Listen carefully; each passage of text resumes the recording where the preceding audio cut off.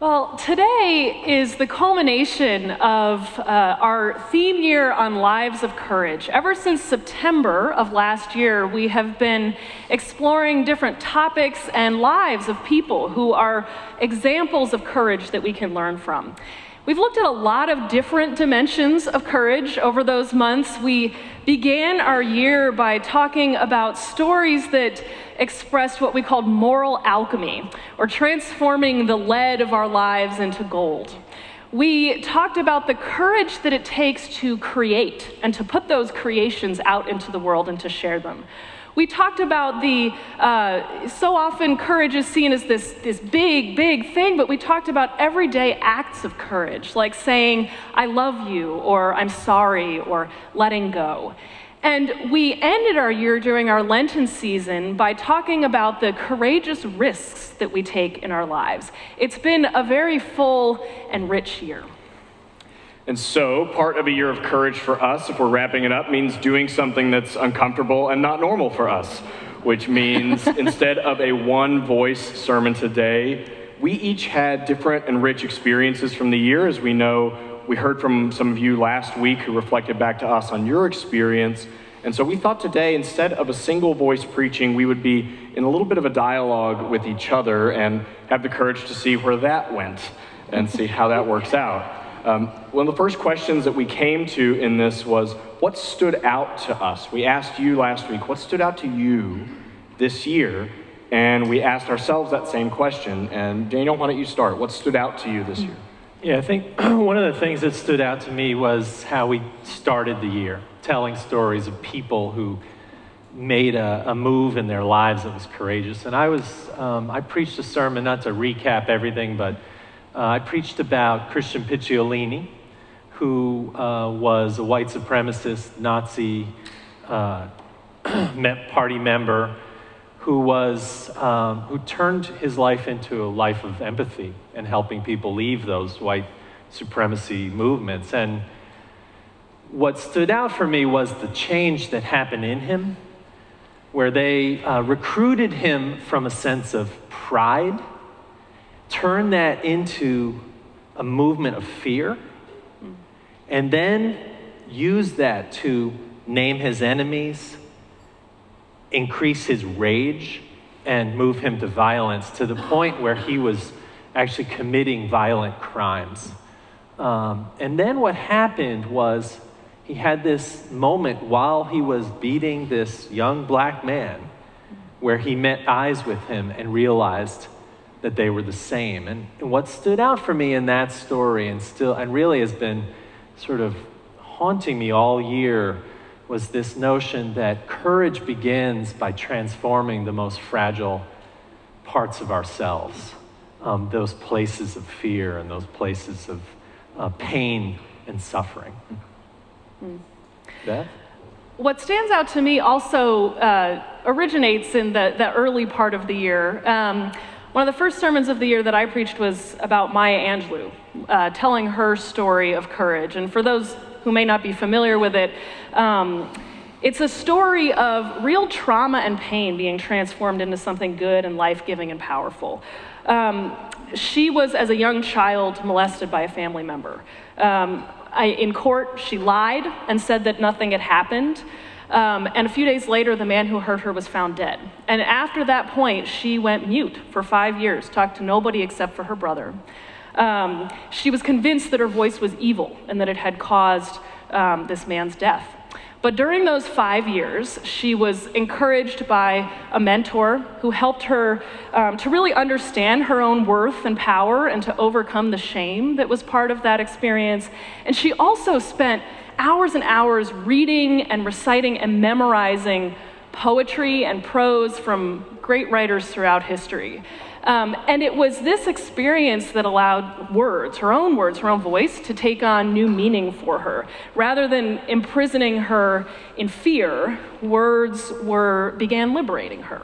And so eventually she was able to transform this thing that, like Christian Picciolini, something that was centered around fear. And for Maya Angelou, it was her voice that she feared most. And to be able to use it in a new way and to find power in that for her through writing poetry and through acting for a period of time in her life. So I think for me what stands out from that, or the lesson that I took from that, was that transformation is possible when we have the courage to face what fears us most, and or what scares us most. And it occurred to me that facing what scares us most was a theme throughout this year of Lives of Courage, whether it was about facing death and mortality or uncertainty or ridicule or the lack of control over someone else's response when you say to them, I love you, or I'm sorry. And so I think the task for us, what I've learned is the task for us, is to find meaning and power and hope in these situations, and that takes a lot of courage. Until hearing that, I didn't realize how much fear was in this year. Yeah. What stood out to me when thinking about this was how easy it was to compartmentalize this as we're going to take one courageous person and look at one courageous decision and see how that works. And it almost never worked like that. What stood out in my mind was the fact that when you make that big decision, you say, I love you, or I'm sorry, or you change your life, there were 4,000 decisions that came before that one that took courage. And it's like leveling up in a video game. You know, you open that door and it was hard, and then once you get on the other side of it, you go, oh my gosh, there's 18 other really hard obstacles, and then I make one more hard decision, and there's 18 more hard obstacles on the other side. And it turned out that this year was not about one person who's really admirable doing an important thing. The Everyday Courage series really resonated with people, and I heard a lot from them because for a lot of people, you wake up at 6 o'clock and by 6:15 you've had to do something that was a challenge. And so what really stood out to me was building that muscle over the course of the year, and how often I heard from people feeding back to us that courage was something that's just universally a part of the human experience and a struggle that almost all of us deal with, and not in one date on our calendar, but that it's almost an everyday encounter for a lot of us. And for the few people who said, I'm not really struggling in that way, I thought, I just want to sit and listen to you and hear how you're not doing that, because it felt so universal. It felt so universal. So the question, as I understand it, for this beginning of this second dialogue, is sort of what sustained us, or what really fed us this year. And I also went back to the very first sermon I preached this year, the kickoff of this theme year, where we were talking about racial equity. And I remember in that sermon I said that the opposite of courage is not cowardice, it's indifference. And that has been also feeding me all year. And when I said that, I meant in sort of these big ways, that indifference to issues around racial inequity or other justice issues, that we would fail spiritually if we leaned on indifference. And I learned something about this in India, actually. I know I'm coming back to our pilgrimage to India, but that's what pilgrimage does. And one of the things that the Unitarians in India told us was that they literally wake up every morning and say, thank you, God, for waking me up. And that set an intention for every single day. It wasn't that they were going off to, march down the streets and protest the Indian government. It was that they were going to walk through their day with the opposite of indifference. That they were going to courageously, spiritually walk through the day in gratitude and generosity. And I started to think how important that is. That courage it takes to live a full spiritual life doesn't just mean that you got up on Sunday morning and you came here. It means that every day that you're working through that battle with indifference in some ways, which I think can happen because the world is chaotic and because our lives are busy, And what we need is to really be considering that the spiritual imperative to combat indifference, which is a courageous act. And that has been really sustaining to me this year. Well, as I think back about this year, one of the phrases that came to mind was being filled with courage. I think so often I hear courage talked about as something that comes from some source outside of us. Like, I read these inspiring words and they filled me with courage, or I have this really encouraging person in my life who filled me with courage, as if there's like this cup of courage that's being poured into us.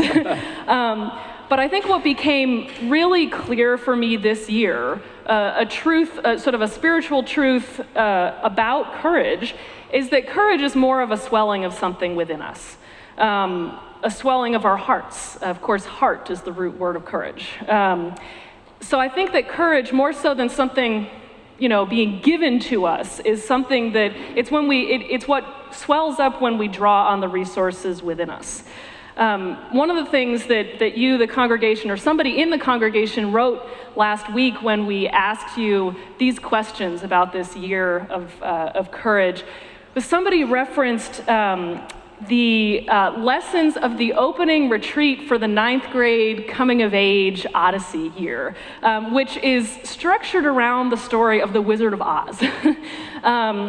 And this person said that courage and love and brains were, of course, what Dorothy and the lion and the scarecrow and the Tin Man were looking for in the land of Oz.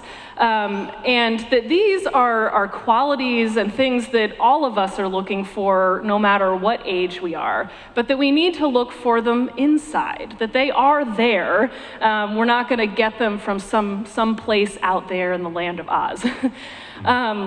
And so now this doesn't mean that being courageous, that the communities and the people that surround us aren't important in that. I think being courageous is certainly made easier by having companions and partners and communities that support you and have your back, but courage doesn't come from those people and communities. This was one of the things that kind of emerged for me as I reflected this year on courage and being human, was that courage is really kind of an opening within that makes a way forward for us in our lives. This year, I also, something became clear to me about the role of God in courage. And I see it most clearly actually in the first sermon I preached of the year and in the last. The first being about Maya Angelou's story. And the last one was about facing ridicule. And I talked about the story of Bishop Carlton Pearson, who kind of realized that he was a universalist, and about his fall from evangelical megastardom. And both Maya Angelou and Bishop Carlton Pearson talked about and located God within us. Bishop Pearson said, the closest you'll ever get to God is yourself. And it also makes me think of somebody else that we mentioned this year, Dietrich Bonhoeffer, who said about confession, and I talked about this in my sermon on saying I'm sorry, that by saying I'm sorry to someone, we can experience a living God in them. And he talks about this, experiencing a living God in other people being expressed through the grace that they give you when you say I'm sorry and they forgive you. And this being why I'm sorry are holy words. So I think a lot of the stories that we talked about this year and that I heard this year were about transforming this the fear through the power of love, going back to what we were talking about in the first dialogue. And love is, of course, one of the many names for God. So your point about where God is to be found there was what interested me, because I think so one of the things that surprised me this year was that I was surprised that all this is really hard. So we would be going through this and I would think, oh, saying I love you, saying I'm sorry, standing up to injustice. So we tell this story as a faith tradition, particularly as a liberal church. We say humans are born innately good and God loves us and we're built for meaningful relationship. And so if all those things are true, why is it hard to be good and be in meaningful relationship and to love and be loved? Like, why is that a challenge if that's what we're supposed to be built to do? But it just is. And I couldn't think of anything meaningful that didn't have an extreme degree of challenge in it. And I was surprised that I was surprised by that. It's like, really, Aaron? Why else do people come to church? Because this is just hard. Being a human is often really hard. And in my spiritual life, and I think in a lot of people's, I want to locate God outside of all the hard stuff. So you go to a mountaintop and you sit there quietly, and it's beautiful, and the rays of light come down, and you feel lifted up off the ground, and that's where God is. Or you're super courageous, and that's where God is. And that's interesting, because this is something that just occurred to me, that the big green God face in Oz is not our God. We don't come here wanting Oz to answer, and neither did. And I don't know how far we want to take this story, but but those characters, somebody wrote that story to remind us that those things are within us, that the holy is a piece and parcel of us. It's what the transcendentalists wanted us to know, that God wasn't just found in the church on Sunday morning, but that God was the engagement of the soul in the world. Yep. And that, I think, is a really important theological point that connects with this courage issue. Yeah, and it's not that that God is in the universe and in us and in the world. And sometimes when I read the Transcendentalists, I think a superficial reading of them would be for us to think they're just talking about God in a tree, and they're not. You're saying no, it's about engaging the world. And for me, what moves me on in this and gives me some hope is the idea that the holy is also very present in the difficult challenges. It's not just that it's within me, but that I'm going to find something in God of when I'm terrified, and that I'm going to find something holy when I fail and need grace. I've never needed grace unless I needed grace, right? It necessitated a failure before I was given grace and forgiveness. And so for me, if I'm looking at this year and saying, what am I hopeful about? It's to say every single time you feel scared, every time you feel like a failure, every time you feel like you're terrified because you don't know if you're going to say the words, I love you, or I don't, or I'm sorry, or I quit, or the million other things where like a new life is on the other side of that sentence, that's good news. If it's challenging and terrifying, it means there's a possibility that something new is moving in you and in the world. And so for me, what moves me on and carries me is the notion that I can learn from and trust those experiences, even of doubt and fear and trepidation, that there's something holy moving in that too. And it's probably a clue that something holy is happening, not its opposite. So that to me is good news. I think what is calling or moving me on coming out of this year is the desire to live a full and meaningful life for myself and to help create that for others. I mean, I think that's something we're all looking for, and I think that courage is a key ingredient of that. Whether it takes the form of the courage to speak up or to transform pain into good or to connect deeply with others or to create something new. And for me, what sustains this call and the courage that it takes, in part, is knowing that people have my back. I can imagine that's the case for all of us, and this church is one of those places where, we are all trying to live with courage and to practice that. This is a place where we can practice it, and it's a place where we know that people have our back, even if we're afraid of failing or of not getting the response that we think we're going to, or something like that. One of the most important parts of UU theology for me is the recognition that we are all interconnected and that no one of us is out there alone, even though it might feel that way sometimes. That we're connected to one another and to all of life. And therefore, whatever we're trying to summon the courage to do or to be is almost never as bad or as hard as we think it might be in that sort of doom and gloom, trajectory of our minds, because we're surrounded with others who are simply trying to do the same thing. And it also brings me comfort and courage and sustains this knowing that we are, as we've talked about, part of and connected to and filled with this God of many names. I think the question for us and for all of us is what calls us forward now. So we have had a year on courage. Maybe you just had an hour on courage. But the question is, what do you do with it? Thank you for speaking and being in this dialogue. It's actually making me think about more things about this. But I actually had an experience that I want to tell you about that was this whole year into an hour and a half. It prepared me for and it helped me through this moment. And that was that there are some SMU students here who invited me to represent a pro-choice position in a pro-choice, pro-life dialogue. Now, I've been working pro-choice side of progressive religious representation for over 10 years now. I am at the highest level of that conversation in the nation as the Planned Parenthood chair of the Clergy Advocacy Board. So you can imagine I'm pretty good at that conversation. But rarely do I ever sit down with someone on the other side and have that conversation. And so a couple weeks ago, they invited me into this dialogue where we sat on a stage with 40, 50, 60 people and talked about where we were. They positioned it as dialogue, not as debate, which I was more comfortable with. And I took the advice of my pastor friend, Keith, who's the pastor of an evangelical church that we're involved with through Friends for Good. And he said, you know, the only dialogue that really ever happens starts with apology.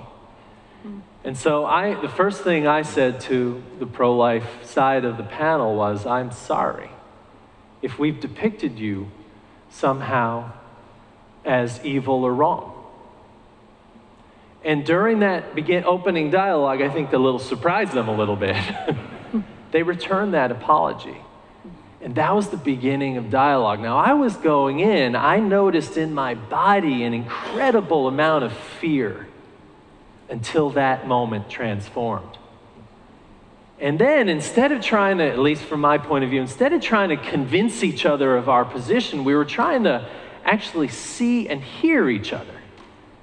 I thought it was a miraculous moment, actually.